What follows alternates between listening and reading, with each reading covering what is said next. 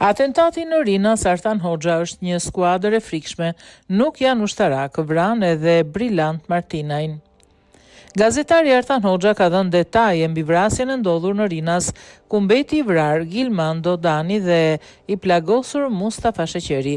Kjo është një ngjarje që ka shumë mesazhe brenda, nuk është zgjedhur kota i vend. Vazhdimisht kam folur për një skuadër pushkatimi e cila zakonisht është rezultative dhe nuk del shpesh në aktivitet, por sa herë del, rendimenti për fat të keq është 100% dhe nuk është e mundur të kapet nga agjensitë tona. Në fakt është një skuadër e frikshme dhe ka kryer atentate jashtëzakonisht të organizuara. Kam nxjerr fotot e tyre para 4 viteve dhe emrat. Është një skuadër vrasjesh, patjetër është e njëjta, kanë vepruar në Durrës, Fush Kruj. Mbani mend ekzekutimin e Brillant Martinajt. Ata përdornin zakonisht veshje të policisë, nuk janë ushtarak për mua, tha gazetari.